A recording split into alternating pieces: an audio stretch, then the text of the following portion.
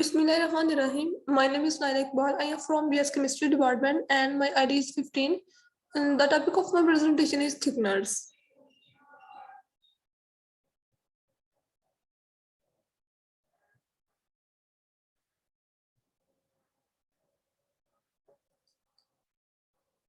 So first of all, what are thickeners?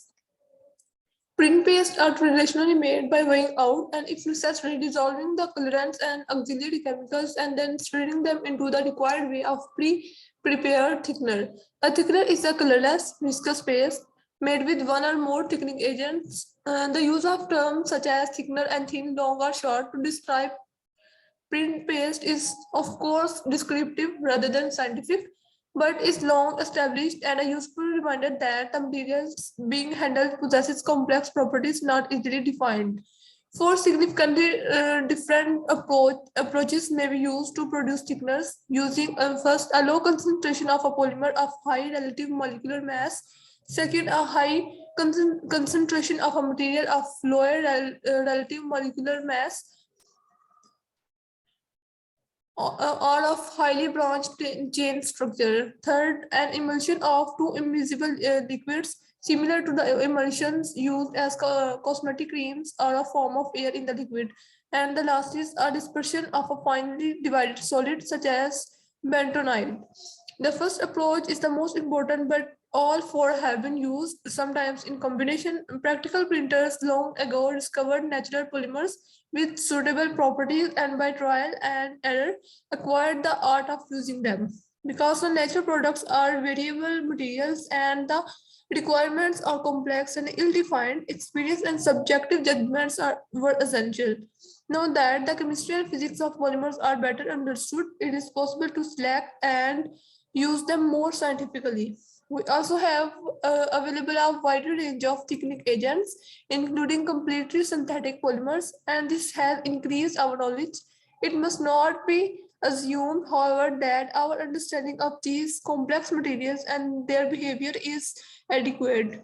In the section of thickening agents, it is necessary to take into account requirements other than viscosity, which can carefully usefully be classified in five categories: print stability, good adhesion of the dried thickener film, minimum effect on color yield, ease of removal, and acceptable cost.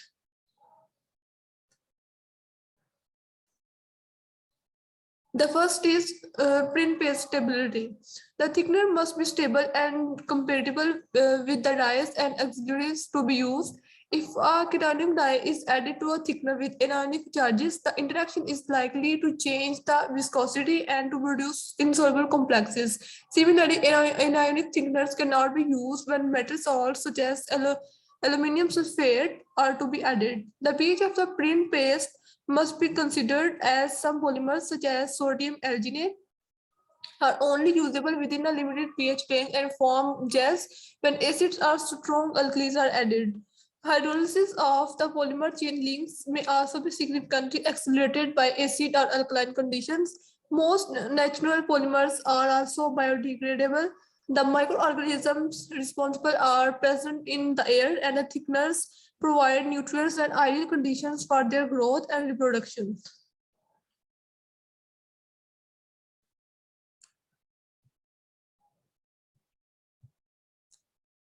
They produce enzymes that break down the polymer with a consequent and offer rapid fall in viscosity. To avoid this hazard through cleansing of thickener containers and addition of preservatives such as formaldehyde or phenols are recommended. Natural starch paste tend to gel and form insoluble aggregates over a period of time. Because of the molecular association of linear polymer units, such changes may occur slowly and not immediately apparent, but print paste is usually required to be stable for at least 1 week.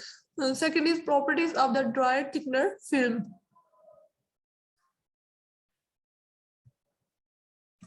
Drying usually follows printing, and the fabric may be creased and flexed over rollers and tension rails. Before fixation of the print occurs, the thickening agent is deposited on the Fabric surface as a dry film that sticks fibers together and contains colorant. Good adhesion to the fiber is required in order to avoid loss of colorant during mechanical handling. Otherwise, particles of colored film may break off, leaving white spots in colored areas and possibly giving colored spots in unprinted areas. Freedom from the faults will depend on the flexibility of the film, in addition to its adhesion and polymer films vary in both respects. Linear polymers are adsorbed more strongly than highly branched polymers are and therefore show good adhesion. However, the linear polymers that are used for thickening agents have large number of hydroxyl or carboxyl groups along the chain. Natural polymers of this type form brittle films because of substantial intermolecular hydrogen bonding. Thick films of such polymers on delicate fabrics can easily be broken when the fabric is creased, causing fiber fracture. Flexibility may be maintained by avoiding over drying or by the inclusion of a plasticizing agent. The deposition of polymer films on a fabric inevitably causes some stiffening, and washing is normally required after fixation of the dye to remove thickening agent and any loose dye. If no wash off is to be given, the thickener must be relatively soft and flexible. In the traditional printing of pigments, remarkably satisfactory results were obtained using albumin, which forms flexible films as a thickener and a binder. The use of emulsion thickeners has the undoubted advantage of leaving no stiffening film, and it is possible to choose synthetic polymer binders for film softness. Emulsion thickeners are less popular than they were. However, because the evaporation of petroleum distillate into the atmosphere is more expensive and less acceptable than it was at one time, paper printers use non-aqueous solvents with pigment binders, but their requirements are very different from those of the textile printer. Fortunately, many synthetic thickeners do not form such hard films as do the natural polymers. Effects on color yield.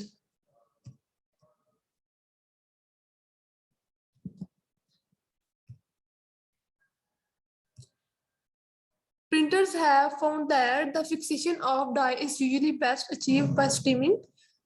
Steam condenses onto the film of thickening agent, which swells and contains a miniature dye bath on the fiber surface. Some dye dissolves, and the next step is the diffusion of dye through the swollen film to the fiber surface. Any affinity between the molecules of dye and thickening agent will reduce the speed of this diffusion process as well as the extent of dye transferred to the fiber. If both molecules have ionic charges of the same sign, the speed and efficiency of the process will be higher because of the mutual repulsion effect. An example is provided by the use of sodium acetate for reactive dyes. A thickener of low solids content gives higher fixation levels than one that has high solids content and otherwise similar properties. The former gives a thin film and therefore a shorter mean diffusion path and less dye retention. Clearly, the degree of swelling of the film is steam will also affect the diffusion rate. In addition to any effect on dye fixation, the thickener will significantly affect the penetration of print paste into the yarn and fabric structure, and this may be have a dominant effect on color yield. The highest color yield depth of color for a given mass of colorant per unit area is only obtained when penetration into and between the yarn is at a minimum.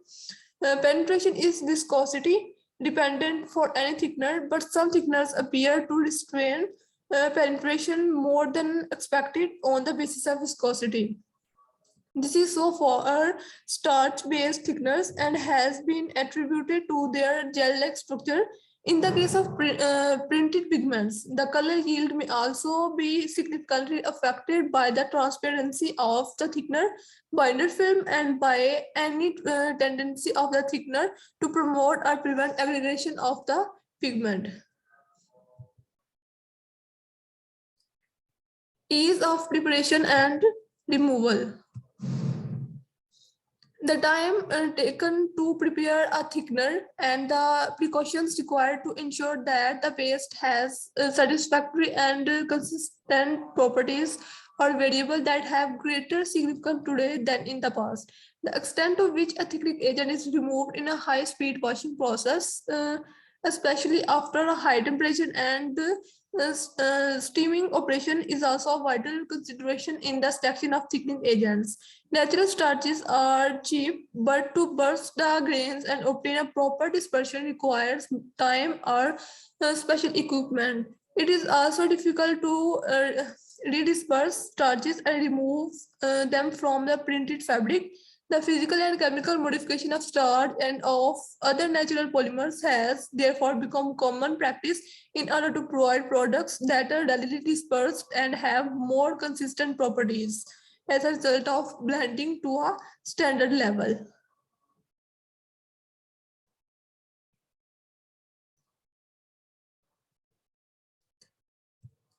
The removal of thickening agent can also be facilitated by introducing a second component in the thickener. Small additions of sodium alginate, for example, improve the removal of starch. The introduction of dispersing agents or of hydrogen bond breakers such as urea can also be useful. Uh, and the last is cost. Traditionally, when labor costs were low, it was common to look only at the cost of the thickening agent itself, and the cheapest materials were widely used. It must already be obvious, however, that it is essential to consider many other aspects to decide which material will give the required quality at the lowest overall cost. The consideration to be used, cost of preparation, stability, print penetration, color yield, and ease of removal can in total be more important than the basic price of the polymer. And the biological oxygen demand of the effluent due to thickener removed in the washing of operation can also be a vital parameter. Raw materials, polysaccharides. The availability of carefully standardized modified natural products or synthetic thickening agents can reduce the printer's problems significantly, but in some situations, the locally available materials will be preferred.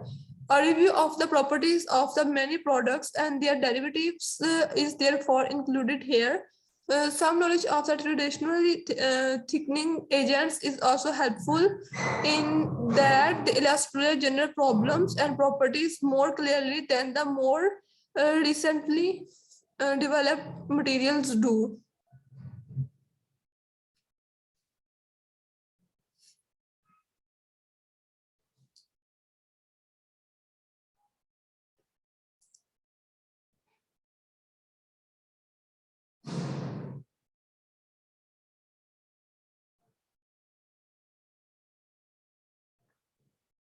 Nature has provided large quantities of many polymers that are soluble or dispersible in water to give viscous paste. Each plant species synthesizes one or more polysaccharides from the constituent sugars, and some plant potatoes, for example, produce them in purity and in quantities that make extraction very simple.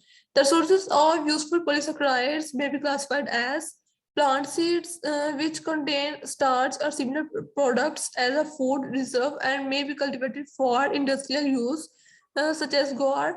Seaweed, the only source of alginate plant gum exudates, of which the best known are gum arabic and gum tragacanth. The cultivation of selected microorganisms carried out under controlled conditions, converting waste carbohydrate into useful polymers. Cellulose pulps from which cellulose ethers are produced. The relative importance of these different sources changes with time as cost of collection, competition with the food and other industries, and the technical needs for particular properties change. The polysaccharides may be homopolymers composed entirely of one sugar unit, or heteropolysaccharides with two or more hexose or pentose units assembled in a relatively ordered sequence. The polar side groups may all be hydroxyls, as in starch, cellulose, and guar, or they may include carboxyl groups as well, as in alginate and gum arabic. Less frequently, other water-soluble groups are found. An equally important structural feature is the degree of chain branching, which affects the solubility, film, and viscosity properties. Long linear polymers give high viscosity at low solids contents, but the viscosity falls with increasing shear. Highly branched polymers such as amylopectin are more soluble and are required in higher concentrations for a given viscosity but show less charge and change under shear.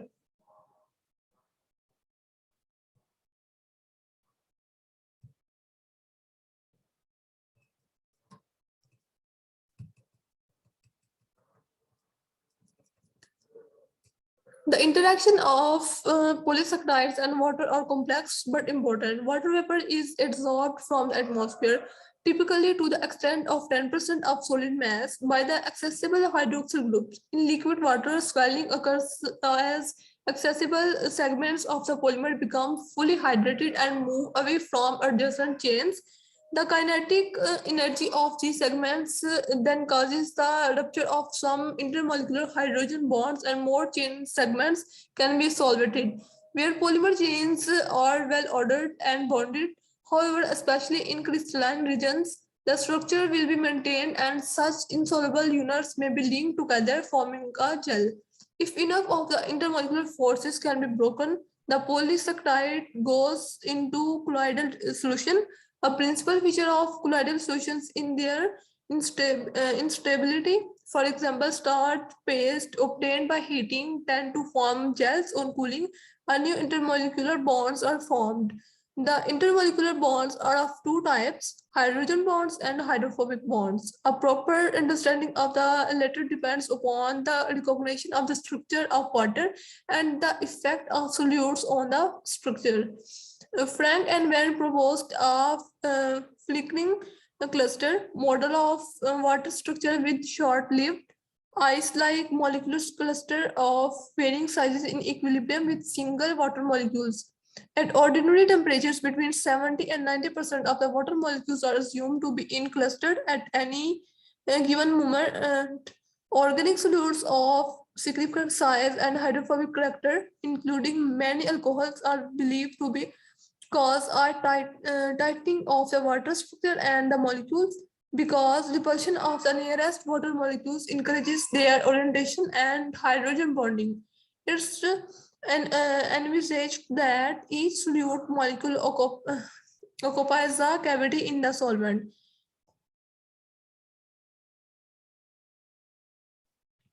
There will then be a tendency to water structure in force association, because the repulsive interactions and the cavity surface areas can be minimized and the entropy maximized. Uh, when two or more solutes molecules together occupy one slightly larger cavity. In the case of polymer molecules, it will be chain segments rather than whole molecules that are thus associated by hydrophobic bonding. Many of the polysaccharides show sufficient hydrophobic character to engage in such intermolecular bonding in spite of their many hydroxyl groups. Cellulose molecules are a clear example. Their flat ribbon-like shape with all the hydroxyl groups at the ribbon edges providing large central hydrophobic surfaces that associate readily. In the same way, flat tie molecules can be adsorbed onto the hydrophobic surfaces. When the equilibrium between hydrophobic and hydrophilic nectar is delicately balanced, the addition of electrolytes can have significant effects. Thus, magnesium sulfate reduces the solubility of amylose because both ions compete with it for water of solvation. On the other hand, lithium iodide and other salts high in the allotropic series have a solubilizing effect, as these ions are strongly adsorbed onto the polymer. Starch and its derivatives. Native starch is, after cellulose, the most abundant of the plant products and has therefore provided a readily available and low cost source of industrial materials.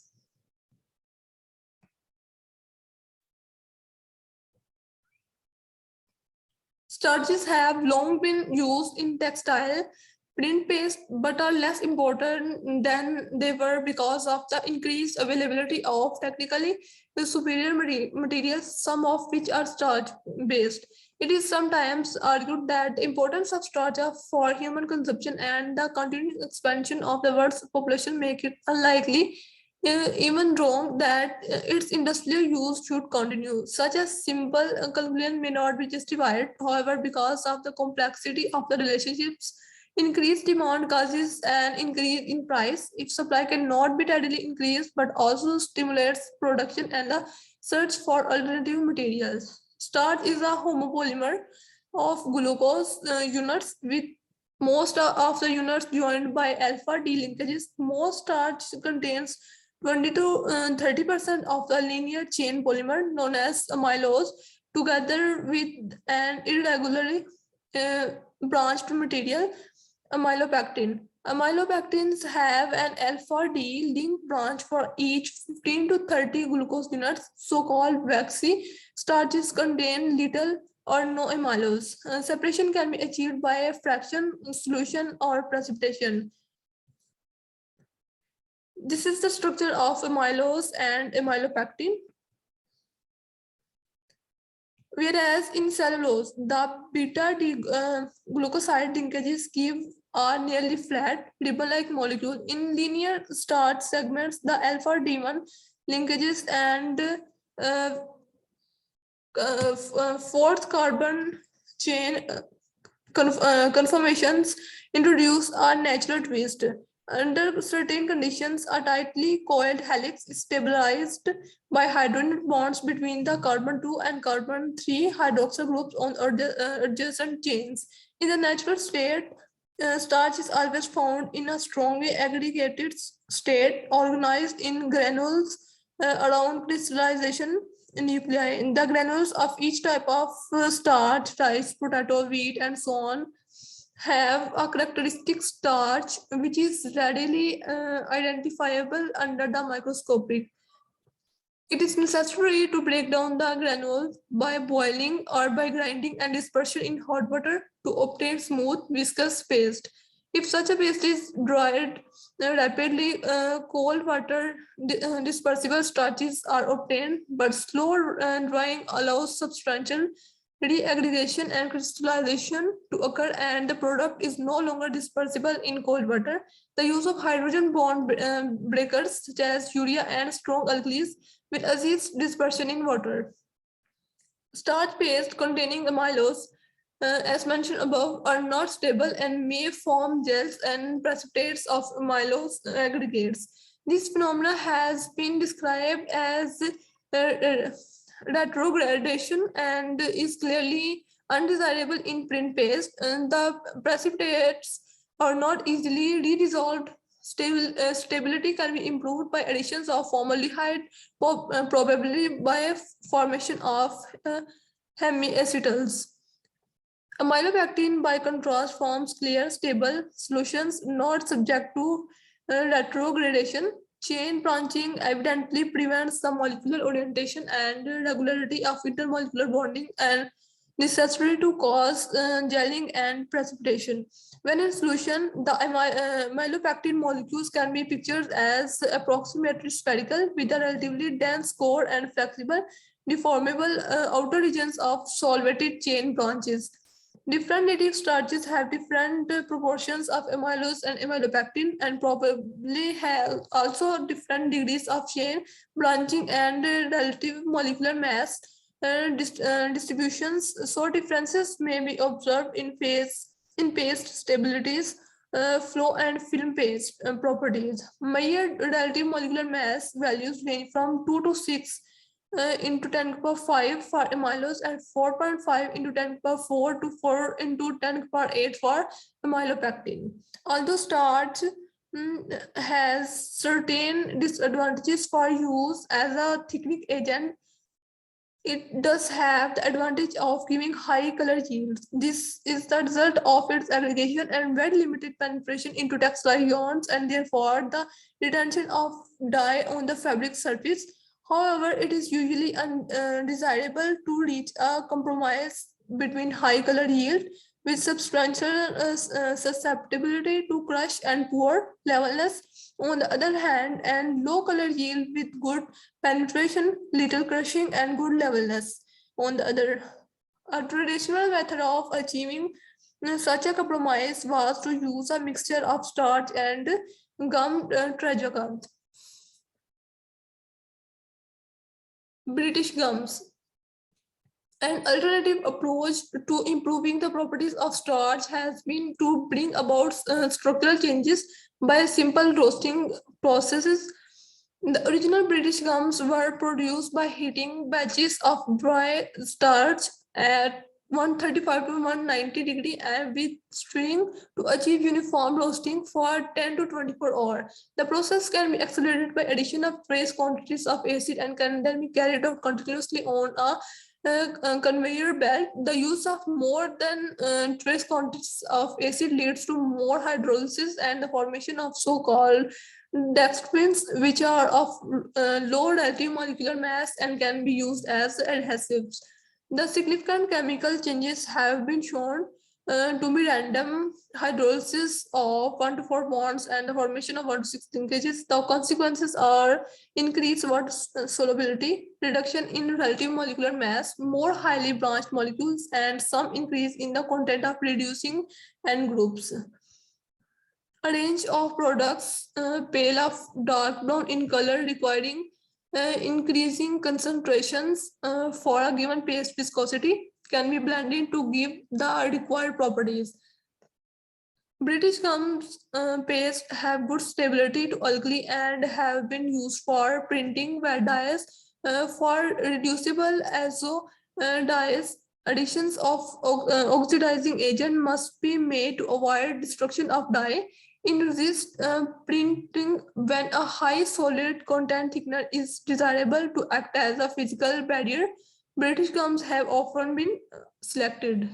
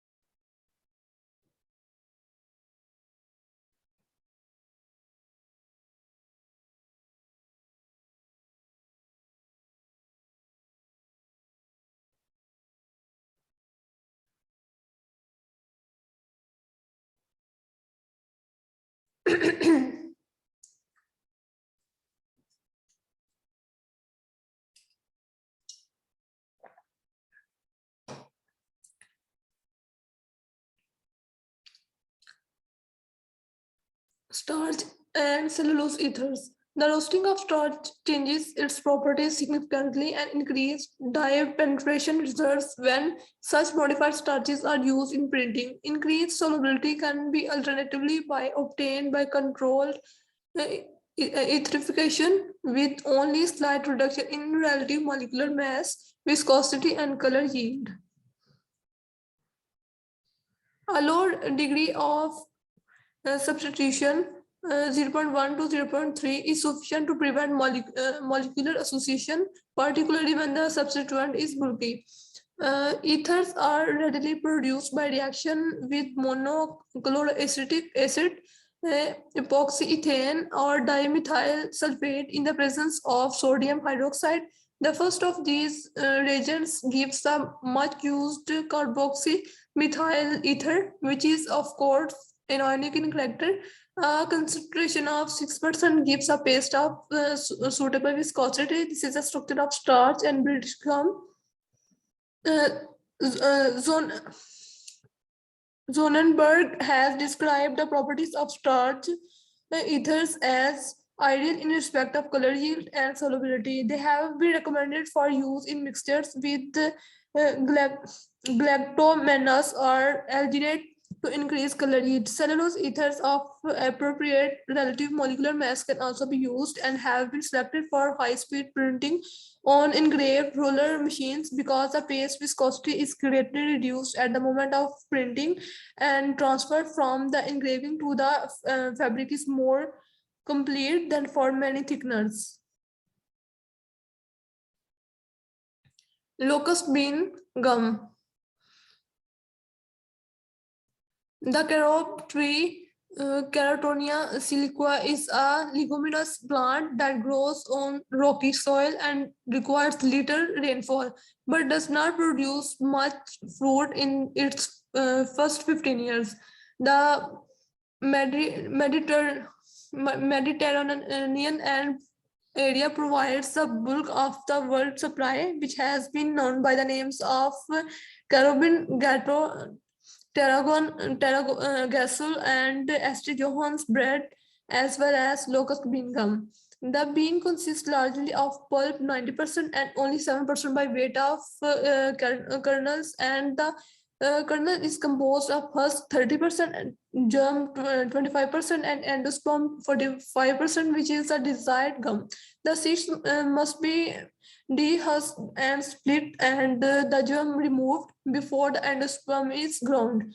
The commercial gum contains about 88% of the galactomanoglycan with small amounts of other carbohydrates and of protein. It is a linear polymer of 1 to 14 D mannose units with about every fourth unit carrying an alpha D galactose units are on its carbon atom number 6. The typical relative molecular mass is 3 lakh and there is enough crystallinity to require the use of temperatures of 45 degree or higher for complete dispersion in water. Etherification has therefore been used to produce readily dispersed materials.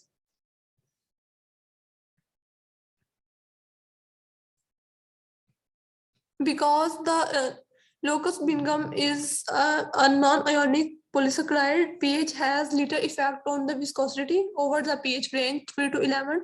Paste of useful viscosity are obtained at concentration of about 2%. Additions of sodium salts have little effect on paste viscosity, but complexes are formed with borates producing gelling that has been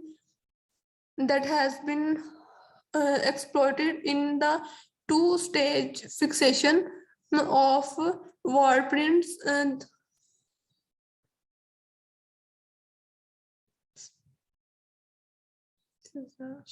locust bean.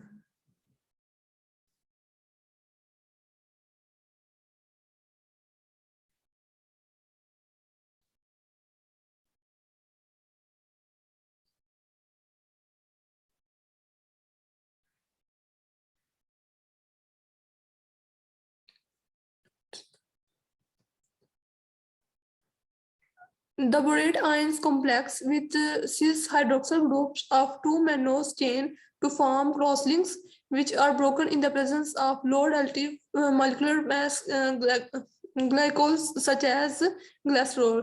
This is the structure of locust bean gum.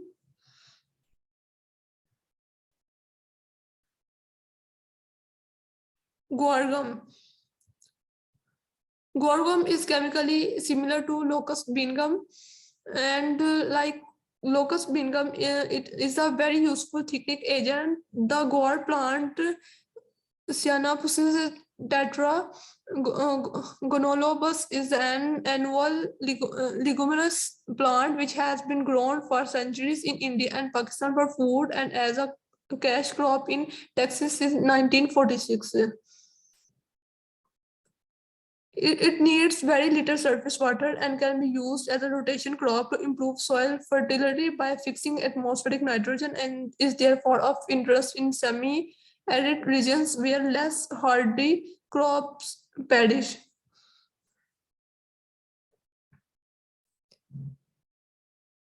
This is the diagram of borate dihydroxy complex. Each bush bears many pods, each containing between 6 and 9 seeds. From each seed, it is necessary to remove the husk and the gum and germ to obtain the endosperm 45% by mass. This is guaran in which the galactose side units are approximately twice as frequent along the Menon chain as in the locust bean gum. The relative molecular mass has been reported as 2,20,000. In contrast to locust bean gum, guar gum can be dispersed in cold water, which is probably because the greater number of side units reduces the amount of molecular association. Although its cold water dispersibility is a major advantage, dispersion must be carried out with care in order to avoid the formation of lumps. The hydration of the powder should not be faster than the rate of surface wetting. The hydration and the swelling are slower in low temperature water, so that the problem of too rapid swelling and lump formation is greater in summer than in winter. Efficient spraying accelerates the surface wetting, but excessive speed and time of treading will cause fission of the chain and loss of viscosity. The time required for complete dispersion and maximum viscosity is also temperature dependent. If 30 minutes is sufficient at 25 degree, it may be necessary to allow 60 minutes at 15 degree.